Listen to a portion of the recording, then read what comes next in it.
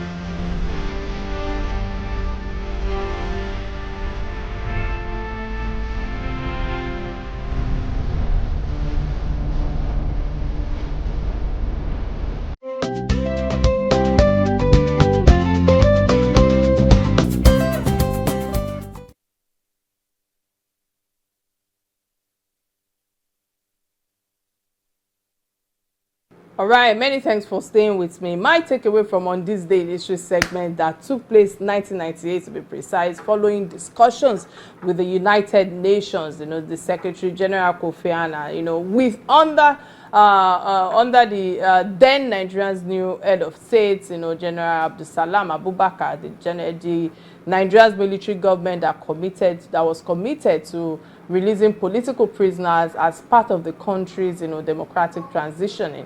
It was a reminder that progress begins when societies choose dialogue over division, ideas over fear, and institutions over personalities. And perhaps today's lesson is just as relevant as it is as in our world of today. A nation's future, is shaped not only by the voices it hears, but by the voices it chooses to elevate. And I think that's a very, very important, message today on this day in history, away from a lot of violences that have, that we've been reminded about.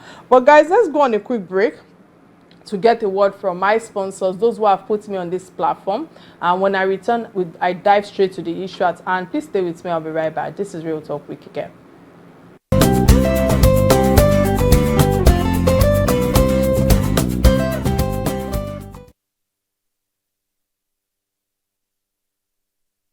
All right, many thanks for staying with me. What started as a social media comment has become one of Nigeria's biggest cultural conversations today, where Ycee born Oludemilade Martin, you know, is a prominent Nigerian rapper, singer, and of course a songwriter called an OLODO Uprising, and some agreed and others felt it was, you know, at least what's it called, a conversation for another for other you know, elites, you know, to have. And some called it an attack on creators. Others also said it was a warning about declining intellectual culture. But perhaps we have we have framed rather the debate too narrowly, because this conversation goes beyond one rapper or any content creator. It also asks a bigger or much bigger question: who is shaping Nigeria's culture today? The creators, the platform, or the audiences who decide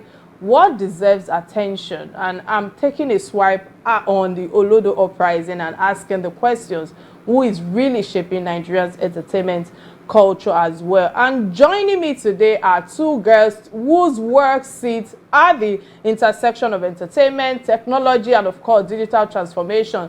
To be in the studio with me is Owen Brown, a music and digital marketing executive, audience growth manager, and of course creation strategist.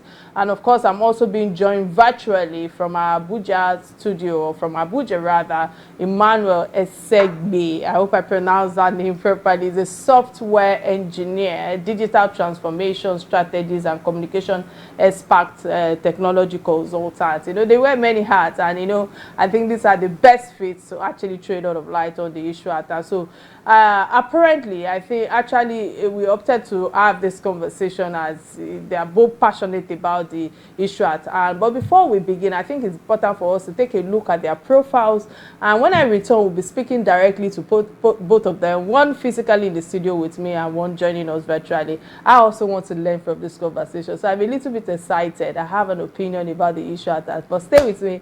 I'll be right back.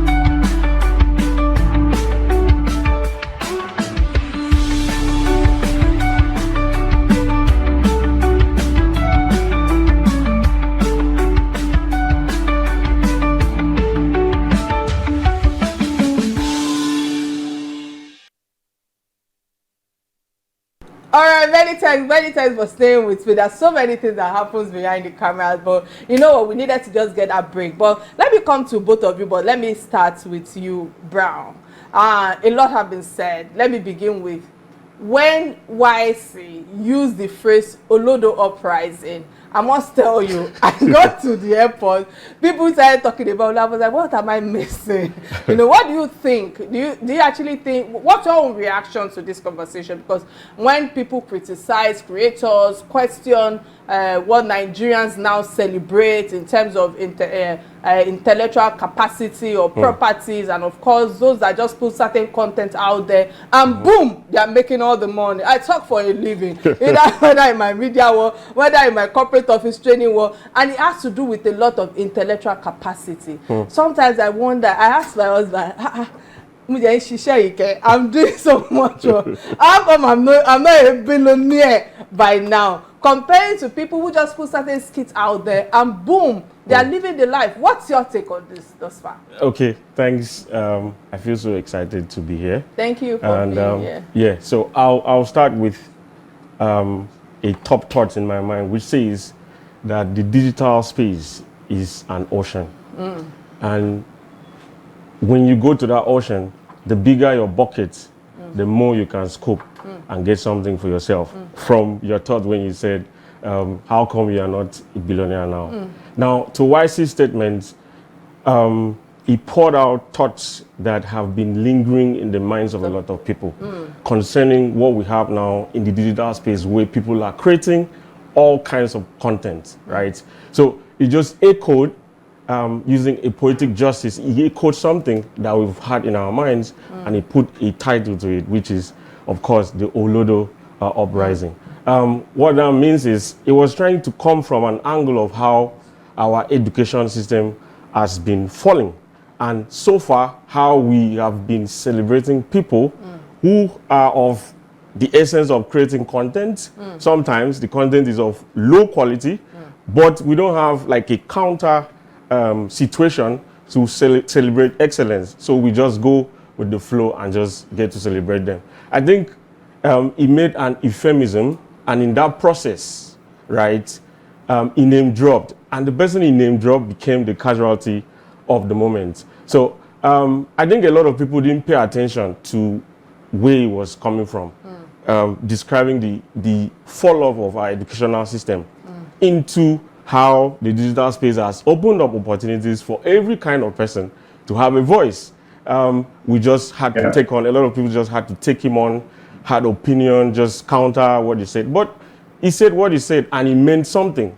For us that see this and notice this aspect that is growing and having influence in our society, in the contents, the way we consume content, someone had to say it, and Ycee did it. Ycee did it. So let me come to you, Emmanuel, because with what Mr. Brown have just shared right now, I must hear your own opinion, your own perspective on the issue at hand on this OLODO uprising. What's your take on this? I appreciate being at your station, but I agree with Mr. Brown for what he has said, because the bigger picture is that the audience don't actually try to understand the angle you're coming from. And so most times they just run with the flow. I'll give you a typical example that happened after the OLODO uprising. The first lady said something about akara and kulikuli, and the response we got were AI skits, people going to the streets to fry akara. There was no education, there was no serious educational angle to that conversation. They say, well, how are we talking about akara from the presidency, from this seat, when other countries are building AI experts, tech experts, and the rest? So yeah, like you rightly said, somebody had to say it, and Ycee said it. And the OLODO uprising just happened to be a very catchy phrase. So it seemed like it blew up almost immediately. Now the thing is this, the kind of content we consume, because fame has become relatively easier than excellence. And so for you to go viral, you probably would just do something dumb and you're out there. But meanwhile, the person who goes out, we have a lot of content creators in Nigeria who do science content, teachers who try to teach online, innovators, entrepreneurs who talk about all of these things. But they don't go as viral as the people who come out and do very dumb stuff. And so we ask ourselves, what exactly are the content that we consume? Because in as much as we want to talk about the content creators, we know that if the aim is to probably make money, these people would always make out the content that they make. And because the audience would always go for it. So if we look at it from the content creator angle and from our educational system, we see that the gap is actually there, and these people are utilizing the gap. And so, yes, the educational system has fallen far from where it should be. So our people consume just about nothing. I mean, if we take a statistics of 25 names right now and say, hey, give us 5 Nigerian innovators, 5 professors, 5 researchers in Nigeria, they don't know. But if we ask them for 5 celebrities, they'll count 20. Hello, are you still with me? Yeah, we can hear you loud and clear. We can hear you. Yeah, so if you ask people under 25 to say, hey, give me 20 celebrities, they will give you. But if you ask for 5 researchers, 5 professors, 5 Nigerian inventors, they don't know. So yes, we obviously are falling far from it. And like I said, the phrase is catchy, but that's the obvious truth. Because again, like we said, fame is favoring people who are not excellent per se. And again, the algorithm is not helping because it's rewarding outrage. Basically, if you do drama, if you do conflict, if you do gossip, the algorithm pushes you on the faces of people as against those who do intellectual content. I mean, influencers people who have influence without responsibility. And so nothing holds them accountable for what they do. And at the end of the day, this is what we get. Many thanks, Emmanuel, for your insights right there. And listening to you comparing what the First Lady said, you know, I have different perspective to that conversation right there. And what we are discussing right now also further buttressed how trends are now something more catchy than intellectual property that people are putting out there. Because entertainers has always reflected society, however we look at it. But today, digital creators, you know, will I say rival musicians, you know, actors, television personalities, influencers, you know, and even media personalities as well are taking the front burner. Even though sometimes I've gotten, you know, a lot of feedback out of, you know, being real on this platform. That's why this platform was created. I've been, you know, boxed into being a corporate journalist because many people have said to me, oh, say certain things to trend, say certain things to get numbers, say certain things to get likes. And I have an issue with it. I have a corporate office where I'm trying to protect. I have top organizations that are bringing in revenue. So I do not want a situation where I will walk into a room and the second arm of my business, my second address, will be causing a lot of friction into the first address. So in my head, I'm like, how do we find a balance other than for me to stay true to my calling, stay true to my audience? I have a target audience. If the elite are my target audience, I am fine by it. It's about the impact I want to make, not the popularity. But from your perspective with the issue at hand, let me come to you. Yeah. Who is leading that culture today? Who is leading or who is protecting? Maybe the word is also protection now. Is it the artists? Is it the influencers or the algorithm? Or we as individuals trying to understand that we have a lot of work in our hands to also protect the younger generation? If you're not careful, the Gen Zs of this world, you know, they have the benefit of all sorts of information at their fingertips, many thanks to technology. But how do we strike that balance with the issue at hand without them losing the culture, the talent, and of course the knowledge that we are talking about today? All right, thanks for that question. So in 2025, there's a report that came out, Nigeria Creators Economy Space having about $3.1 million as a worth. That means a lot of people are seeing opportunities, a lot of people are seeing verticals to jump on to be noticed. And what that means is it affords all the young people in our society an opportunity, right? There was a time that we had gatekeepers from radio, TV, like you said, corporate journalists, all of these players doing what they were trained to do professionally. But these days, someone can just with his phone camera and it's going viral. He says something clickbaity and it's going viral. So everyone has got to a space that, the younger generation who have taken up the creator space have gotten enough balance to showcase whatsoever they have.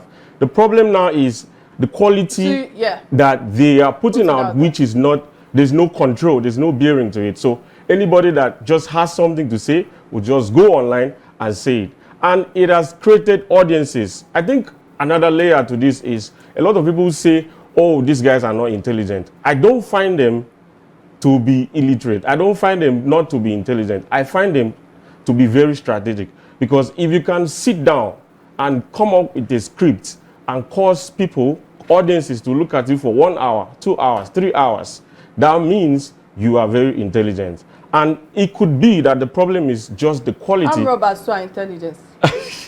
Yeah. I agree with you. Yeah. The quality of what they're putting out is just that it's reflecting our society today. We have unemployment, we have no jobs out there, and people are just looking for ways to survive. And this is where the creators economy is opening up that space for them to showcase talents, showcase their quality, and all of that. I think we are at the place of the artists have their audience, the creators, the skit makers, they have their audiences. We have radio who still maintain their audience, and all of this is just functioning at the same time. The main problem is that visibility is now the reward to those that create. And once they are consistent with what they're doing, that visibility just drives them. And it now looks like they're becoming the main thing. All right, I hear you, Owen. And you know what? Listening to you, I cannot help but drive my next conversation to that visibility that you mentioned, because when you were talking earlier you said, social media now and all of that, I feel that social media should be regulated. I've always said this from the get-go. I know quite a number of people who have come at me to say, why do I say that social media should be regulated? The reason why Dubai and China is thriving so well today is because there are regulations, rules and regulations guiding and binding them in a way that you will not see certain content, no matter how ill it is out there, because they understand the power of this technology. However, coming to you, Emmanuel, you've written that Nigeria appears to be, more rewarding, in terms of entertainment. Also listening to Brown, talking about it, which entertainment has over the time taking that intellectual engagement. So is that really what's happening, or has technology so simply exposed what people naturally consume? Or do you just think that there's so much hunger, there's so much bitterness, there's so much happening around us that is full of negativity? Because if you are listening to what Brown said earlier, where Owen said earlier, where he was talking about the fact that there's poverty, I feel that there's a lot of depression also going there, just because we're in this side of town where we don't pay attention to certain things because we believe everything is religious inclined and all of that. Do you think that is part of the thing that is causing some of the challenges that we're having today?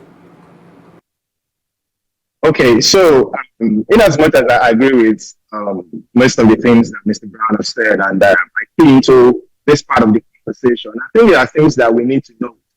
First of all, we have mistook visibility for credibility.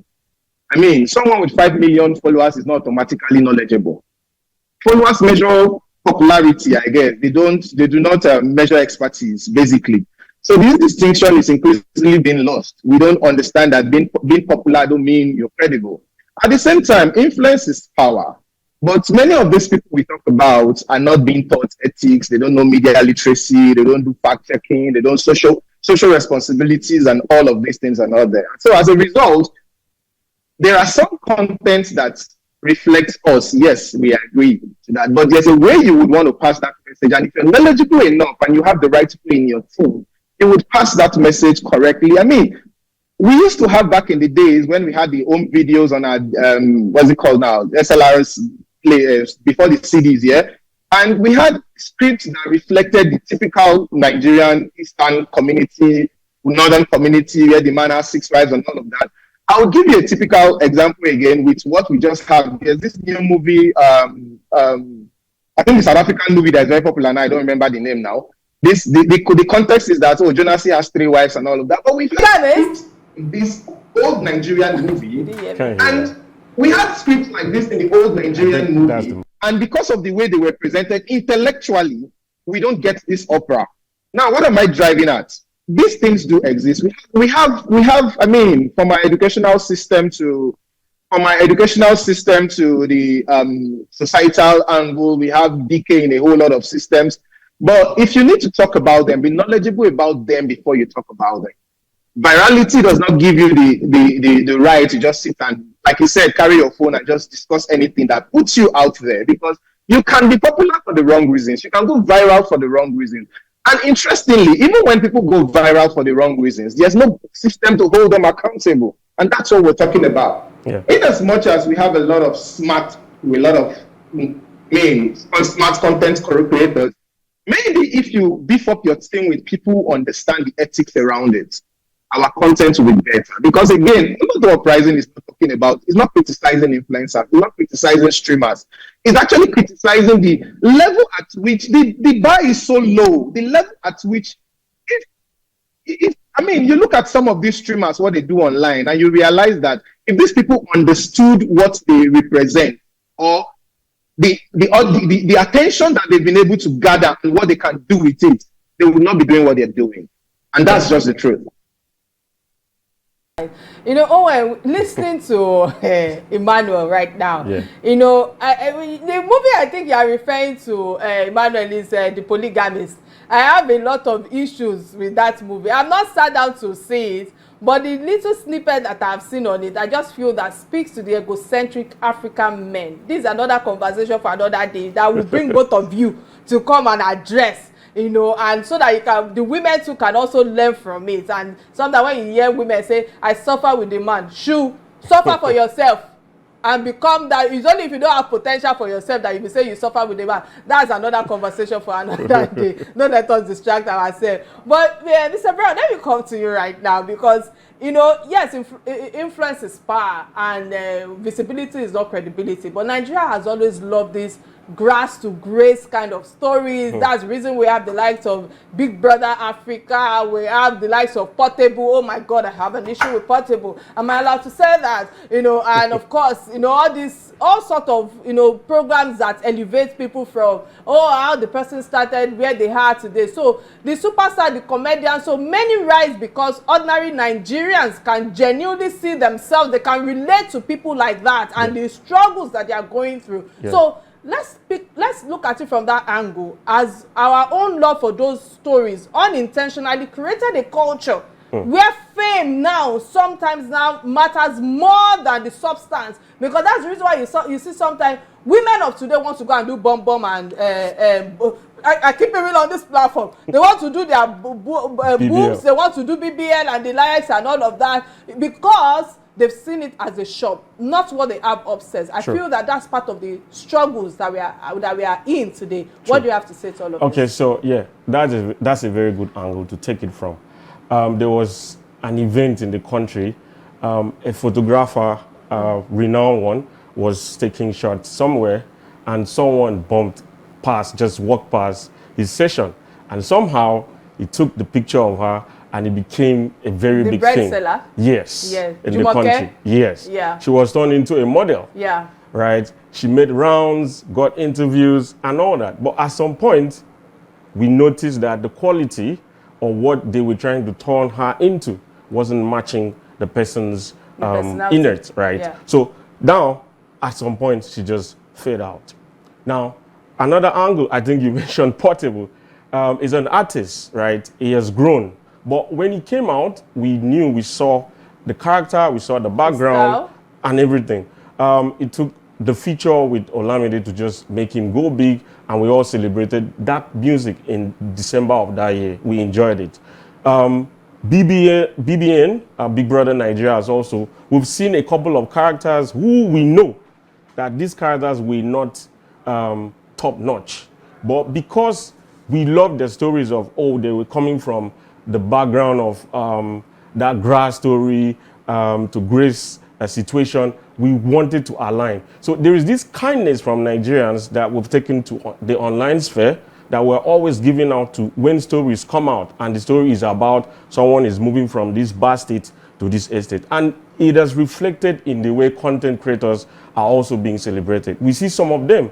We know that this quality is not looking good. We know that the content is not good, but we see something when people question them, they say, you don't have money. They have money now. They are making money now, so shut up. It doesn't make any sense. So we need to move past that space of always, I'm not saying Nigerians shouldn't show kindness. Now we need to vert the kind of people we show kindness to. Absolutely. We show support to.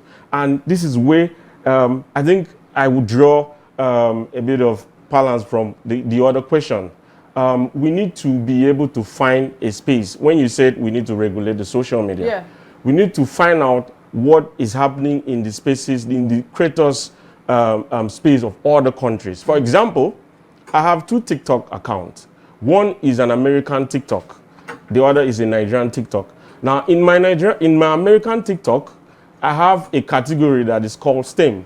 That's science, mathematics, etc. So the content they pull out there is science, is mathematics, is tech. You discover a whole lot of things. Like, you learn so much. But immediately I leave that category and I go out to the normal explore page, I see dance, music, and so many other kinds of things. Now, if I leave that American TikTok to my Nigerian TikTok, I find out that there is a whole lot of content that are coming out. The target audience is different. Do you get? So now that takes me to where the algorithm comes in. Algorithms don't form opinion. They don't have opinion. They just optimize them, right? What that means is, for the fact that we are gravitating towards a certain kind of content, that means people from the back end, who we call content reviewers, will just look at the analytics of what is performing and push that to the society. What that means is, whatever we're consuming, the skits, the streamers, content, and all of it, is what the back end is proving that it is profitable to push. And they will keep showing that. So at the end of the day, what should we do? Now the government needs to come in. I'm not saying regulate the social media and take off what people are seeing as means to an end to make something for their lives. I'm saying, can you also ask some of these apps and products to come up with spaces where they can also help us put some categories that can educate, that can inform, and also at the same time entertain? Not just this set that is just very loud and noisy and just giving out low quality kind of references in their content. Wonderful submission right there. But before we go on a break, they've been giving me signs behind the camera. I do not want to lose this thought process because of what you said regarding target audience and algorithm. Because I realize that, for instance, when you go on socials and you watch a content or maybe something that has to do with design or whatever, you'll be surprised that it starts popping out in your feed, more of it. Which takes me to my next message to Emmanuel. Emmanuel, are you there?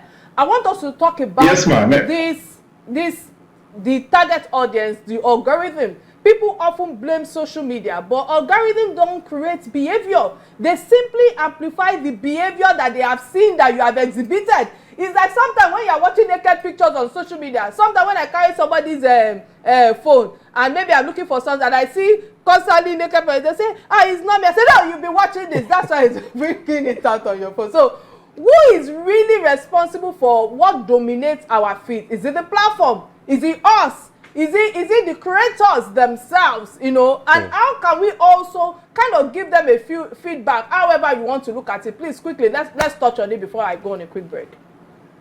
Okay. So to quickly respond to this, there's what we call self-democracy. And the generally accepted definition of democracy is democracies of the people, for the people, and by the people. When you take advantage of what all, by, and for means, it means it's what you have that you can give. So even when we talk of bad leadership, I'm like, is it what we have, we produce.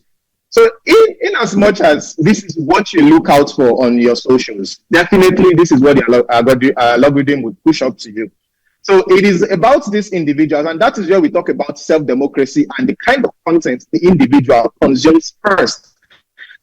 And what forms this information in them is the kind of knowledge that they have. And linking it back to the question you asked my Mr. Brown there, because I really liked that question.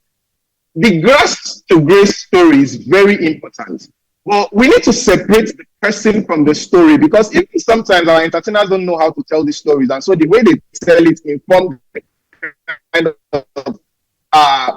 decisions that the viewers and the listeners consume. We cannot mistake entertainment for identity, because entertainment has become identity, basically. You know, entertainment should be part of life, and of course, what the identity of the individual is, the story from grass to grace, should also resonate with us, because of course we feel that way, but we should separate it from the entertainment that they give. Because what we see out there right now from our young content creators, and generally I think it's a public thing, is that the average Nigerian Nigerians' goal online is to blow, go viral, become famous. No, very few of them are now thinking about becoming professors, becoming medical doctors. I mean, when you can go popular and in 3 weeks you're earning in dollars, why go to medical school for 6 years and become a medical doctor and then probably still earn way less than the content creator is earning? So all of these things drives back to the kind of information you feed yourself. I don't know about how you grow up, your society and all of that, but if it is what you go online to look for, the system will definitely push it to you because it is what you, it's garbage in, garbage out. It's what you feed it. So I'll use my, yes, Emmanuel, if you can hear me quickly, because what you have said now, I feel that it's leading me to another question in my head. Because if an educational program attracts, let's say, 5,000 views, and a prank video attracts 5 million views, is the problem technology or the culture? Owen, what's your take on this? Okay, so it's both. The culture. You think it's the culture? What do you think? What do you think, Owen? It's both. Okay, why do you say that? The culture is going to reflect what goes out and what is going viral.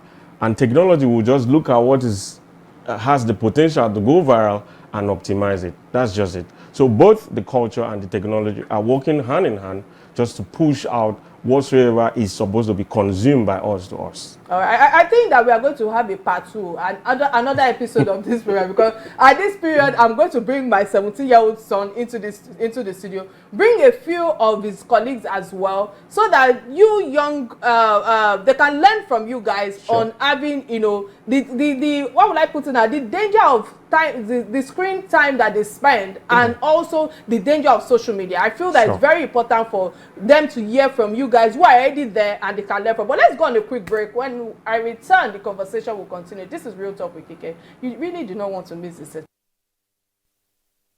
All right, many thanks for staying with me. If you are just tuning in, this is Real Talk with Ycee, and of course, we've been having discussion on one of the Nigeria's biggest cultural debates, the OLODO Uprising. And in the first half, you know, we examined the digital influence and, of course, the audience behavior and whether virality is beginning to replace credibility. You know, now I want to take the conversation deeper. So let me quickly use the medium to open the phone lines for those who would like to be part of this conversation. Remember, the number is showing on will be showing on your screen in a minute. And of course, we're streaming live both on Real Talk with Ycee platform on Facebook and of course on Silverbird platform. And I must say many thanks to Owen Brown, Mr. Owen Brown, and of course Emmanuel as well, for all that both of you have shared thus far. But Emmanuel, let me come to you, since you are joining us virtually. With all that we have shared thus far, in the past, you know, you argued that there is an actual attack on Nigeria's educational system, and I think I agree with you. Some would say that that's an exaggeration. Is this attack coming from social media or from years of poor public investment in education, or is something that we need to hold accountable with governance, the parents, and of course the mindset of the children that we are breeding today? What's your take on this, quickly? I think the attack is actually from the government, because I mean, if we had proper funding and schools are doing well, we would have different reality today. I mean, the UNESCO benchmark is 15 to 20%, and in over 18, 20 years, we've done 6 to 8%. I mean, in Naira terms, the education budget has gone up, but the percentage is relatively still the same. I mean, in recent years, I think the last 4 years, the Naira amount has gone up, but the benchmark is still the same. We're still between 6 to 8%, which is below 50% of what UNESCO benchmark is. I mean, we have a lot of money going into infrastructures stomach infrastructures. We have cars and all of these things. We have these complaints everywhere, even on social media. But it would interest us to know that because this population has been, there's this disconnect from who they are today and who they ought to have been if the educational system was good. They don't see the problem as being the lack of these things in their society. I mean, most schools don't have libraries, they don't have laboratories, they don't have internet access, as little as internet access, no furniture. We see these videos every other day, we shout online, but then it would interest you to know that if we drop a video of a school right now and say, oh, these children are sitting on the floor, and we put it online expecting people to react, and one content creator drops something that seems close to being funny, that will overtake whatever we're discussing. This is because there's a disconnect from this generation, for this generation, between what should be and what it is. The reality for them, because of the access to internet, has disconnected them from what those of us, probably because we grew up without the phones and all, we understood what it meant waking up, going to school in the morning, coming back, doing your homework and all of that. I mean, this generation, not all of them can tell Emmanuel, because again, Emmanuel, in one seconds, few seconds rather, what age do you think children of today should have access to their phones? What's your take on it? I would say 13.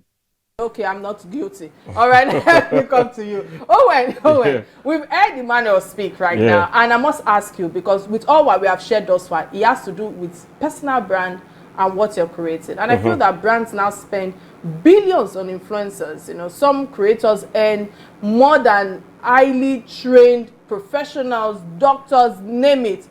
I sit down on my desktop to create proposals, to come up with topics. I come here, write scripts, think of how to balance the perspective on the issue. It has to do with a lot of intellectual capacity. Yeah. But you see somebody who creates kits in 30 seconds, streaming online and making billions of money. Even though I'm so grateful, however we look at it, gratitude must come in here that I'm also doing well in my own right. Yeah. But how do we now, in terms of influence, how influence has become more commercialized in terms of value other than expertise, where our children are supposed to be concentrating on? What's your take on this quickly? Brands just want to sell product, and every vertical that they can find, lay their hands on to sell their product, they will jump on it. Influencers have helped so much in that space, and they're getting something. They're getting bread, making bread out of it. That's it. In terms of what's happening, I think the space of how we create, or whatever the creators have been creating, have allowed flexibility in terms of what goes out and how quick can cause decisions to happen. So a creator can call his community to take action on a product. Whereas if a product is being put in radio, it may be a short hype or mention that just goes out and may not really cause the community in that radio space to take action. But a creator who has a community, who has built a community of loyal people that are always sitting to consume his or her content, can tell them, look, this product is sold for 200 naira. I have a discount of 195. With my promo code, I want you guys to jump on it and take action. And boom, maybe 1 million people, 2 million is being able to sell off.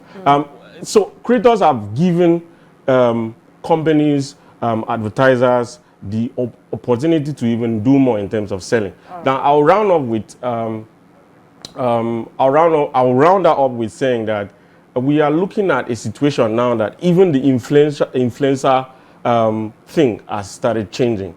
We're seeing owners of business take up influencer spaces.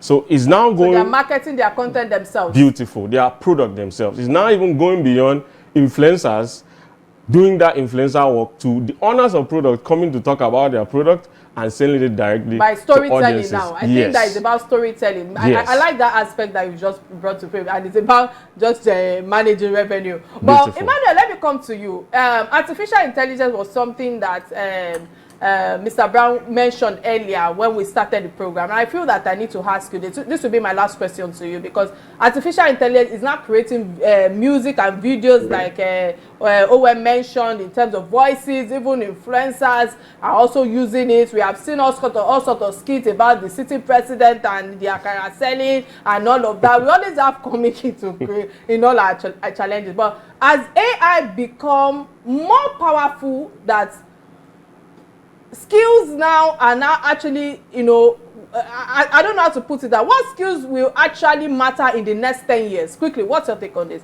In a minute, if you can. I don't think AI has become that powerful, except for the power that we have given it. Because I mean, if you still grounded with your skill, especially in the tech space, most of the major companies from Meta to Google, they all just stopped using AI, and even Apple recently, 2 weeks ago, stopped AI, most of their AI projects, and went back to their developers. So even these companies are leaving whatever they have built for you and going back to the human resources. So I don't think AI has become really that powerful. It's because, again, we don't have the skill over here to create what we should create, and so we're relying on AI that much. But yeah, if you're grounded on your skill, no matter what it is, but I would advise in the next 10 years, like you said, pick up some really good tech skills, from UI to designs to coding and all of that. Trust me, AI can't take your job. It's just the truth. Right, Because thank you. even those of us who have clients that use, those of us that have clients that do vibe coding, when they are done vibe coding, they come to us to help them go through the codes and help. I mean, so it would always be needed. All right, thank you, Emmanuel. So, Mr. Owen, you heard Emmanuel right now. So, again, I want to ask you this question. Who truly shapes culture today? The creator, the algorithm, or the audience? Everyone is doing their bit to shape the culture. I wouldn't give the creators that much credit. I wouldn't say the artists, or I wouldn't also say the algorithm. I think what's happening is, like I mentioned earlier, the reflection, the content that goes out reflects our society. And whatsoever pain, whatsoever upbringing a creator had, right, is going to push it out from his content. And algorithm will just look at those aspects where it patrons from the back end, where there is spike, where there is amplification to be made, and just push it out. So algorithm will optimize what the society wants to consume, and creators will pour out their pain, their upbringing, their mood to escape poverty, unemployment in their creation, and that will be pushed out to everybody to just consume.